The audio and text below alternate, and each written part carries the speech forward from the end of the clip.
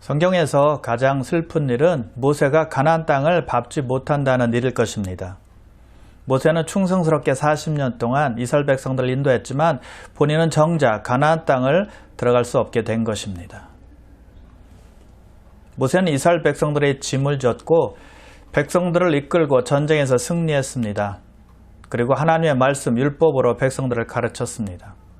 그리고 모세는 하나님과 1대1로 대면해서 대화했던 사람이었어요. 하나님은 모세에게 아무것도 숨기지 않고 다 말씀하셨습니다. 그런데 그렇게 꿈에 그리던 가나안 땅을 모세가 들어갈 수 없었다는 것입니다. 무리바에서 아론과 함께 하나님의 거룩함을 나타내지 못했기 때문이었습니다. 자, 이제 모세가 120살이 되었을 때 하나님께서 모세에게 이렇게 말씀을 하십니다. 오늘 본문 12절과 13절인데요. 너는 이 아바림 산에 올라가서 내가 이스라엘 자손에게 준 땅을 바라보라. 후에는 내 형 아론이 돌아간 것 같이 너도 조상에게로 돌아가리니. 아바림 산에 올라가서 하나님께서 이스라엘 백성들에게 주신 가나안 땅을 바라보라라고 말씀하고 있습니다. 가나안 땅에 들어갈 수 없으니까 산 위에 가서 가나안 땅을 볼 수 있도록 해주신 것입니다. 여러분, 가나안 땅을 바라보는 것이 좋은 것입니까? 아니면 가나안 땅에 들어가서 사는 것이 좋은 것입니까? 비교할 수 없는 것이죠. 당연히 가나안 땅에 들어가서 사는 것이 좋죠. 근데 하나님은 모세에게 가나안 땅을 볼 수만 있게 해주신 거예요. 아론이 준 것처럼 모세도 죽게 된다라고 말씀하고 있습니다. 자, 여러분, 모세가 병 때문에 죽는 것입니까? 아니면 나이가 많아서 기력이 쇠해서 죽는 것입니까? 아니라는 것입니다. 신명기 34장 7절에 보니까 모세가 죽을 때 상태가 어떠했는지 성경은 이렇게 말씀하고 있습니다. 모세가 죽을 때 나이 120세였으나 그의 눈이 흐리지 아니하였고 기력이 쇠하지 아니하였더라. 눈도 건강했고 또 기력도 쇠하지 않았다는 것입니다. 몸도 멀쩡했다는 거예요. 모세는 120세에 죽었지만 강건했다는 것입니다. 여러분, 무슨 뜻입니까? 모세는 하나님의 뜻에 의해서 죽었다는 것이죠. 하나님께서 무리바에서 모세에게 명령하십니다. 반석에게 명하여 물을 내라 라고 말씀하셨지만 모세가 그때는 불순종을 합니다. 이스라엘 백성에 대한 화 때문에 반석에게 명해야 되지만 반석을 지팡이로 내리친 것입니다. 그 벌로 인해서 모세가 가나안 땅에 들어가지 못하게 된 것이고 가나안 땅만 바라보게 된 것입니다. 하나님의 말씀을 들은 모세가 이렇게 하나님께 간구합니다. 오늘 본문 16절 17절인데요. 여호와 모든 육체 생명의 하나님이여 원하건대 한 사람을 이 회중 위에 세워서 그로 그들 앞에 출입하며 그들을 인도하여 출입하게 하사 여호와의 회중이 목 잡는 양과 같이 되지 않게 하옵소서. 모세는 하나님으로부터 운명의 시간이 왔다라는 말을 들었습니다. 그런데 모세의 반응은 보통 사람들의 반응이 아니었습니다. 모세는 하나님께 왜? 라고 묻지 않았습니다. 또는 불평이나 원망도 전혀 하지 않았습니다. 하나님, 너무 억울합니다. 너무 심합니다. 라는 말도 하지 않았습니다. 그리고 하나님, 제가 신실되게 이스라엘 백성들을 40년 동안 인도해 오지 않았습니까? 저의 수고함을 좀 생각해 주십시오. 라고도 말하지 않았다는 것입니다. 모세는 자기에 관한 것은 한마디도 하지 않고 이스라엘 회중 가운데 리더를 세워달라라고 하나님께 간구하고 있다는 것입니다. 모세가 관심을 둔 것은 자신이 아니라 이스라엘 백성들이었다는 거예요. 자신이 가나안 땅에 들어가지 못하고 죽는 것 때문에 슬퍼하는 것이 아니라 자기가 죽으면 이스라엘 백성들을 두고 가면 이스라엘 백성들이 목자 없는 양같이 되기 때문에 그것 때문에 걱정하고 슬퍼하고 있다는 것입니다. 자신에 관한 것 때문에 힘들어하고 슬퍼했던 것이 아니라 이스라엘의 미래, 하나님이 택한 백성들의 미래를 보면서 걱정했던 것이죠. 그래서 지도자를 세워서 이스라엘 백성들이 목자 없는 양같이 되지 않도록 해달라고 하나님께 간청하고 있는 것입니다. 여러분, 이스라엘 백성들이 어떤 사람들이었습니까? 목이 곧은 백성들이었습니다. 불순종하는 사람들이었습니다. 불평과 원망으로 일관했던 사람들이죠. 아주 지지리도 하나님 말씀을 듣지 않고 모세를 속색였던 사람들이 이스라엘 백성들이었다는 것입니다. 그럼에도 불구하고 모세는 이스라엘 백성들을 위해서 간구하고 있는 것입니다. 그들을 불쌍히 여겨달라고 말하고 있는 것입니다. 여러분, 저 같으면 그렇게 정말 못했을 것 같아요. 가나안에 들어가지 못한다는 말을 들었잖아요. 근데 이스라엘 백성들을 생각할 여력이 있겠습니까? 건강한데도 죽는다라는 말 들었습니다. 이스라엘 백성들이 눈에 들어오지 않았을 것입니다. 울며 불며 하나님께 살려달라고 말했을 것이고요. 또 가나안 땅에 들어갈 수 있게 해달라고 간구했을 것입니다. 근데 모세는 완전히 달랐다는 것입니다.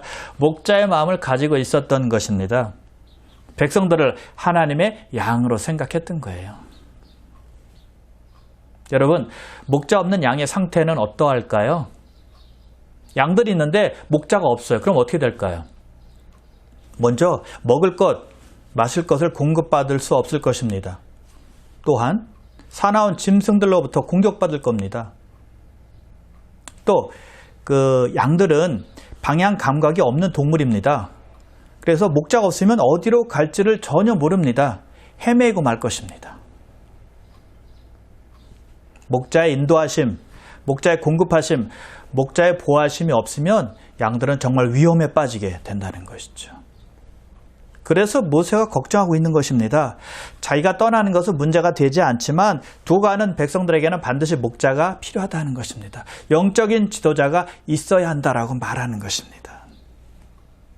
여러분, 정말 모세는 목자의 심정을 가진 사람이었다는 것입니다. 전에 이스라엘 백성들이 금송아지를 만들어서 금송아지의 제사를 지냈을 때 하나님께서 크게 진노하시죠. 그래서 이스라엘 백성들을 다 진멸하시고 모세를 통해서 새 나라를 세우겠다라고 말씀하십니다. 그때 모세가 하나님께 이렇게 기도하죠. 그들의 죄를 사하시옵소서. 그렇지 아니하시오면 원하건대 주께서 기록하신 책에서 내 이름을 지워 버려 주옵소서. 자신은 저주를 받아도 되지만 이스라엘 백성들을 살려달라고 기도했다는 것입니다. 모세는 정말 목자의 마음을 가진 사람이었다는 것입니다. 백성들을 위해서 하나님께 몸부림치며 한두 번 기도하는 것이 아니었다는 거예요. 자, 여러분, 그런데 궁극적인 우리의 목자는 누굴까요? 성경에 보면 메시아에 대한 예언을 많은 선지자들이 했는데 그 중에 하나가 미가 선지자입니다. 미가서 5장 2절에 보면 유다 족속 중에서 이스라엘을 다스릴 자가 나온다라고 말했습니다. 그리고 그 다음 절에 보면 메시아의 특징을 이렇게 말하고 있어요. 그가 여호와의 능력과 그의 하나님 여호와 이름의 위엄을 의지하고 서서 목축하니 그들이 거주할 것이라. 이제 그가 창대하여 땅끝까지 미치리라. 오실 메시아께서 하나님의 능력과 하나님의 위엄을 가지고 백성들을 목축하신다는 것입니다. 백성들을 목양하신다는 거예요. 우리 예수님께서 메시아로 오시는데 목자로 오신다는 것이죠. 그래서 요한복음 10장 11절에 보니까 예수님께서 스스로 이렇게 말씀하십니다. 나는 선한 목자라. 우리 예수님께서 목자가 되신다는 것입니다. 그래서 다윗도 여호와는 나의 목자시니라고 고백을 했고요. 다른 시편 기자들도 하나님의 백성들은 그의 기르시는 양이로다라고 말하고 있는 것입니다. 시편 103편 3절인데요. 여호와가 우리 하나님이신 줄 너희는 알지어다. 그는 우리를 지으시니요 우리는 그의 것이니 그의 백성이요 그의 기르시는 양이로다. 여호와가 우리의 목자시오 우리는 그의 기르시는 양이다 라고 말하고 있는 것입니다. 우리가 그의 백성이요 그의 소유요 그의 것이다 라고 말하고 있는 것이죠. 그래서 예수님께서 공생의 기간 동안에 목자의 심정으로 백성들을 불쌍히 여기시고 그들을 섬겨주신 것입니다.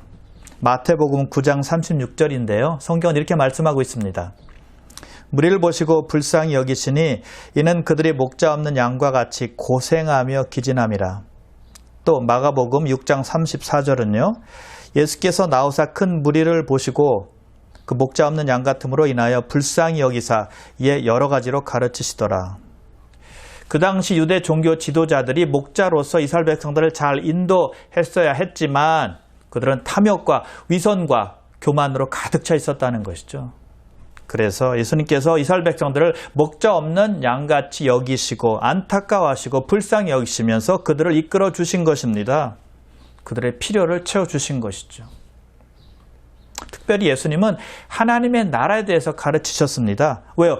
그것이 그들에게 가장 중요한 필요였기 때문이었습니다. 목자는 무엇보다 영적인 필요를 채워줄 수 있는 분이 되어야 했기 때문이죠. 그리고 예수님은 목자가 줄 수 있는 최고의 선물 주십니다. 요한복음 10장 11절인데요. 나는 선한 목자라 선한 목자는 양들을 위하여 목숨을 버리거니와. 참 목자는 양들을 말로만 사랑하는 것이 아니라 목숨을 버리면서 그들에게 필요한 것을 주신다는 것입니다. 목숨을 주시며 사랑하는 분이 참 목자라는 것이죠.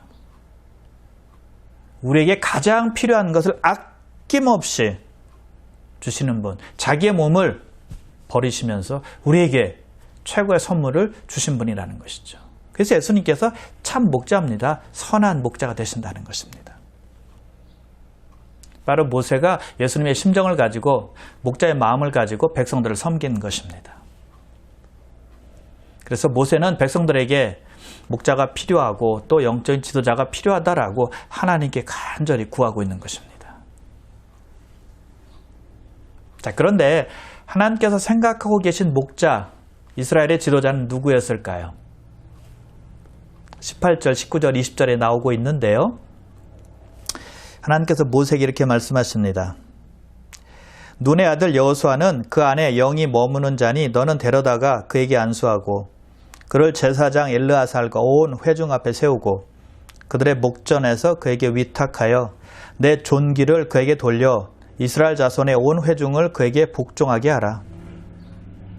하나님께서 모세의 간구를 들으시고 하나님께서 생각해 두셨던 모세의 후계자, 이스라엘의 영적 그 지도자를 여호수아다라고 말씀을 하고 있습니다. 그를 세우라라고 말씀하고 있는 것이죠.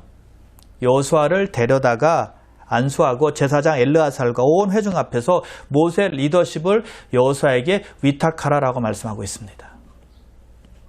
여러분, 그런데 왜 여호수아일까요? 모세가 이스라엘의 지도자로 있을 때 그 옆에서 보고 배운 인물이 바로 여호수아였기 때문입니다. 모세의 영적인 삶, 모세의 사역, 모세의 섬김, 옆에서 보고 다 배운 사람이 여호수아였다는 것입니다. 지도자의 길을 하나하나 밟아간 것입니다. 그래서 여호수아가 모세의 지도자요, 아니 모세의 후계자요, 이스라엘의 영적 지도자가 되는 일은 그리 놀라운 일이 아니었습니다. 너무나 당연한 일이었죠. 이스라엘이 출애굽하자마자 모세와 함께 있었던 인물이 바로 여호수아였습니다. 출애굽하고 나서 첫 번째 전쟁이 아말렉과였는데요. 그때 여호수아가 이스라엘 군대를 이끌고 전쟁에서 승리하지 않습니까? 그리고 성경에 보니까 여호수아가 모세의 종이었다라고 밝히 말씀하고 있는데요. 그래서 여호수아는 모세가 가는 대로 따라가고 순종했던 인물이었다는 것입니다. 그래서 모세가 시내산에 올라가서 십계명을 받을 때 그때도 동행을 했습니다. 또 이스라엘이 12정탐꾼을 가나안으로 보내는데 그 12정탐꾼 중에 하나가 또 여호수아였습니다. 여호수아가 정탐을 하고 와서 갈렙과 함께 이스라엘 백성들에게 아주 긍정적인 보고를 하게 되죠. 우리가 이길 수 있다. 걱정하지 말라. 라고 백성들을 위로합니다. 근데 백성들은 10명의 부정적인 보고만을 듣고 밤새도록 울고 모세와 아론을 원망하게 됩니다. 그러자 여호수아가 그들을 진정시키면서 갈렙과 함께 말하죠. 그들은 우리의 밥이니라. 우리는 능히 그들을 쳐서 이길 수 있다라고 하나님의 편에서, 하나님의 입장에서 말했던 사람 여호수아였다는 것입니다. 그런데 여호수아가 이스라엘의 지도자가 되어야 되는 가장 중요한 이유가 오늘 본문의 18절에 나오죠. 여호수아 안에는 하나님의 영이 머물기 때문이다라고 성경은 말씀하고 있죠. 그래서 여호수아는 이스라엘의 지도자로서 손색이 없었다는 것입니다. 여호수아는 완전한 모세의 후계자였던 거예요. 여호수아서를 읽어보게 되면 우리가 알 수 있는 것이 있습니다. 여호수아는 하나님의 영광을 찾는 사람이었다는 것입니다. 또 백성들을 생각할 줄 아는 사람이었습니다. 그리고 하나님께서 명령하신 모든 말씀은 다 지키는 사람, 다 이행할 줄 아는 사람, 여호수아였다는 것이죠. 그러니 하나님께서 기뻐하지 아니하시겠습니까? 이스라엘이 여호수아의 리더십 아래에 있을 때 이스라엘은 하나가 되었습니다. 한 마음을 가지고 가나안 적을 물리치게 되었죠. 그래서 이스라엘을 정복하게 되었고 여호수아는 이스라엘 백성들 각 지파에게 땅을 분배해 주었습니다. 이스라엘이 정착할 수 있었던 것은 바로 여호수아의 그런 지도력 때문에 가능했다는 것이죠.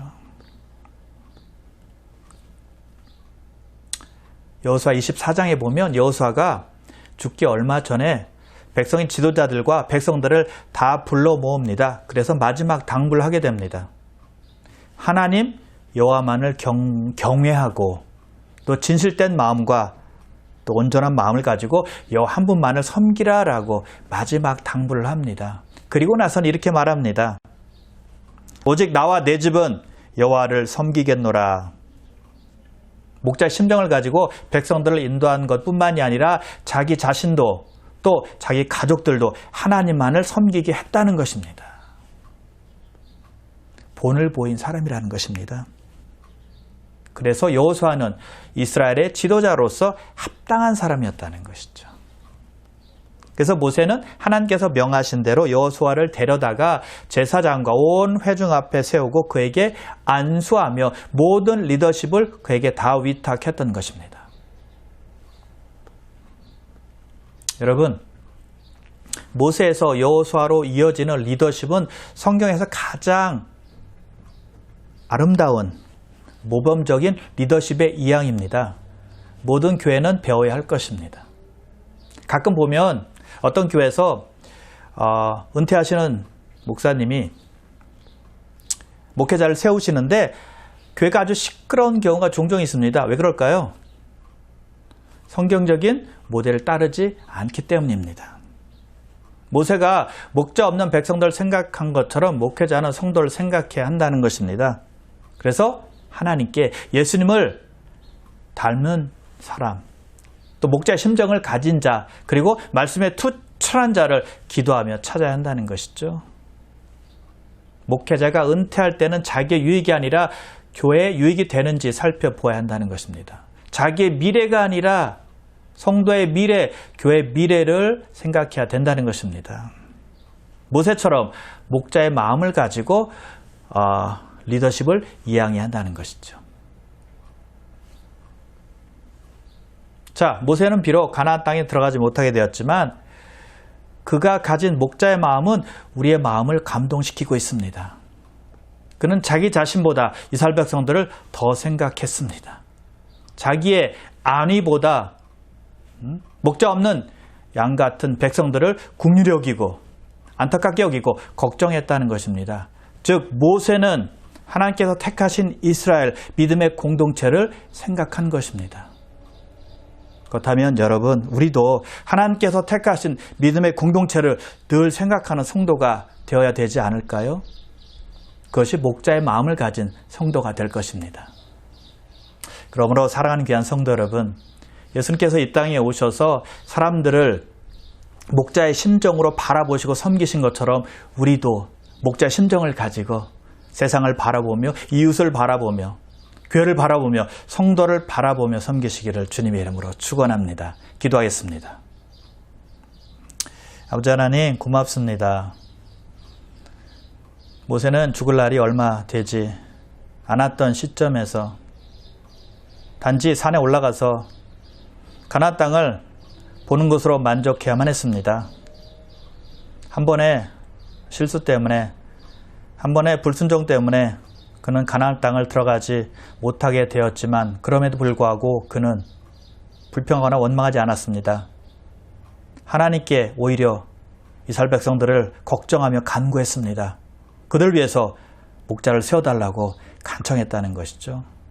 하나님, 우리도 이런 모세의 마음을 본받게 해주시옵소서. 믿음의 공동체를 먼저 생각하는 그런 귀한 마음을 소유할 수 있도록 축복하여 주시옵소서. 목자의 마음을 가지고 세상을 바라보고 교회를 바라보고 성도를 바라보는, 이웃을 바라보는 귀한 하늘의 백성들 다 될 수 있도록 인도하시고 축복하여 주시옵소서. 감사드리오며 예수님의 이름으로 기도드리옵나이다. 아멘.